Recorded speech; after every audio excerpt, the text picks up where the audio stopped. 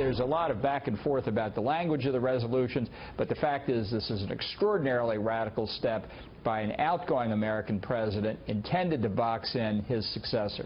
You know, I'm a bit, I wouldn't say surprised, disappointed in the volume of the reaction, because I think it fails to acknowledge the totality of this president's record, and frankly, the fact that we've had a disagreement on this issue related to settlements for years, that this is not new. Well, still resonating across the world today is the Obama administration's decision last Friday to abstain from a vote in the UN Security Council, a vote that condemned Israel for its settlements in the West Bank and elsewhere. The importance of this, regardless of whatever the Trump administration does unilaterally, is that it has now become, in effect, international law, a condemnation of the one democracy in the Middle East. Let's bring in the panel right now. Fortune magazine's Nina Easton, Matt Schlapp, contributor with The Hill, A.B. Stoddard, associate editor at Real Clear Politics, and syndicated columnist Charles Krauthammer. Charles, you ended on fire last night here saying that the United Nations should be emblazoned with the Trump logo and sold as condos in the aftermath of this. What else do you have to say? Well, I'd also collect on the parking tickets of all the UN ambassadors. That could, which is a problem, close the budget deficit in Washington. Look, this was a blow against Israel from which it will have a hard time recovering. The Trump administration cannot undo it because it requires Security Council action, and that you can't get without the Chinese and the Russians, who will never undo it.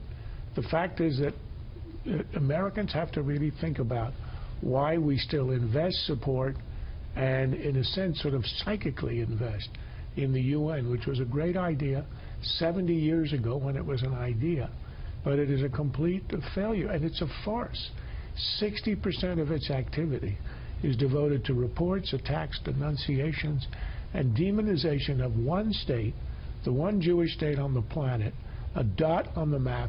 For example, you hear about the World Health Organization. It corrupts everything it touches, talking about Israel causing a health crisis within its territories. This is at a time when the Russians are dropping bombs on pediatric hospitals in Syria, where children there were dying for lack of medicine, lack of food in a siege, and they're obsessed with Israel. This is really a time we're going to have a lot of disruptions, a lot of rethinking of our relationships, the way we are, for example, with Taiwan and China. Time to rethink our devotion, slavish devotion, to an institution that devotes itself to attacking an ally and to undermining American interests. A.B., this points out what Charles just said, the presumed power of Donald Trump to change this. We cannot do this resolution. I don't think we can anyway. Does he have any power to do that with the sheer power of his influence in U.S. I think that, as Charles points out, the power is to swing influence and opinion against the UN, and that's building in the Congress, and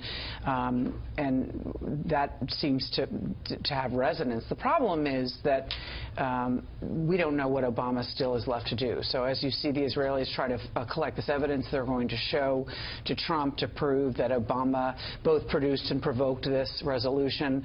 This is going to be an ongoing story, as we have what we're supposed to have is one president at a time, but it's a story that Trump will relish being involved in. And again, it's not that he can undo it and get a result, but it is definitely a threat to the UN over the long term. Matt? Doug, why do you want to be our friend? Why would anybody want to be America's friend when this is how we treat our strongest allies? You have a president who's gone around the globe apologizing to everyone, including apologizing and reaching out his hand to the Castro brothers and to the mullahs in Iran. And that sets a terrible example to the authoritarian leaders across the globe. And then you look at how we treat our friends. And the most disgusting part of this is happening at the tail end of the Obama administration, where basically his third term was denied. And he ought to do the right thing for the country, which is that kind of just manage everything till the new president gets inaugurated, and allow the next president to try to build important relationships across the globe. And Obama's doing everything he can to bind President-elect Trump's hands, and it's wrong. You know, last word on this before we move to other foreign policy issues. In some ways, it was a gift to the president-elect in that it gives him an opportunity to cement and show his support for Israel. A. B. The whole question of do we support too much give too much financial support to this institution that is often a forum for attacks on Western countries such as ours who are funding it. That's something that's been going on for years, and I think this helps to crystallize Donald Trump's argument about not just the UN but other international institutions. Are we carrying too much of a load? But particularly with the UN, where again it does do a lot of good, a lot of peacekeeping efforts and so forth, but it does tend towards being this forum for anti-Western rhetoric. In other foreign policy news today, just a short while ago, Prime Minister Abe of Japan wrapped up his visit to Pearl Harbor, this following 7 months ago the visit that President Obama made to the Hiroshima Memorial in Japan. But it again draws attention to this absolutely key relationship that the United States has at a time of unrest in the South Asian Sea there in the Asian Pacific region. Here's Gordon Chang speaking about the importance of this relationship. At this moment, it looks like that U.S.-Japan relations will continue to be strong under the Trump presidency. There are a lot of important forces that drive these two countries together. They have common interests, they have common values, and they are threatened by a country that has challenged both Tokyo and Washington, and that, of course, is China. And I think that will be an important element of the glue that keeps these two nations marching forward together.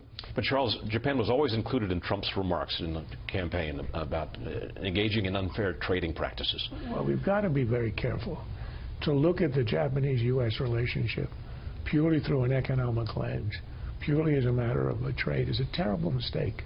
One of the miraculous successes of U.S. foreign policy since the Second World War was the befriending of two terrible enemies, Germany and Japan, to the point where they're our strongest allies in that region. And we did that through incredible statesmanship of Truman, Eisenhower, and others, of course. And that is something that we have to be very careful about. If we want to talk about the balance of who pays for what, the Japanese actually pay for quite a lot of our soldiers, of that cost. I think it's more than half of soldiers in Okinawa, which causes a lot of Japanese nationalist resentment against the U.S. I would tread carefully on that. This is a region where China is the rising threat. Just yesterday, it sent its first aircraft carrier into the South China Sea. It came near Taiwan. There's a lot of trouble. I think this administration, the first 4 years of this administration, China is likely to be our biggest crisis threat, and we are going to need all the allies we can. And we have no stronger ally in the region than Japan.